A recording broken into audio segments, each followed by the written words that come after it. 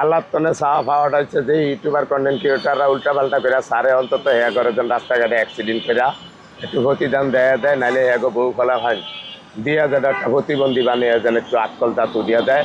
আর বন্ধাত্মনে চাওয়া হয়েছে যারা আঙ্গ ভালো ভিডিও করে হ্যাঁ করে একটু সাপোর্ট শেয়ার বেশি করে করবেন।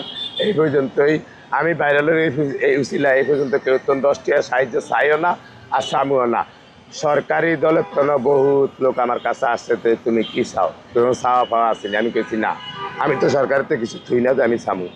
আমার সরকারের তো কোনো চাওয়া পাওয়া নাই। আমার চাওয়া পাওয়া একটাই, আমার 1,20,00,000 টাকার সম্পদ আমার গ্রামের মানুষে খায়, প্রভাবশালী লোক, ওনারা আমার হারে না কোনো হেল্প করতে। সরকারি লোকের দ্বারে গিয়েও আমি গত 15 বছরে হেল্প পাই না।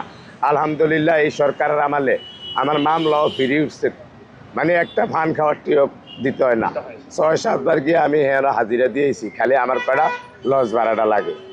আর এই সরকারের আমলে আমার টিয়া অন্তত কেউরে ঘুষও দিতে হয় না, ছাদও দিতে হয় না।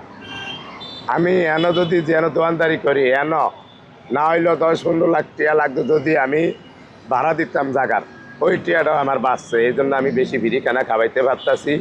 আবার যেই অবদানটা এই জায়গার, বেগম জিয়া যখন রাষ্ট্র ক্ষমতায় ফার্স্টে আসছিল, আমি এন করছিলাম গ্যারেজের কাম, এন ওনার অবদান আছে, আর্মি আন্ডারে এই কামটা হয়েছিল।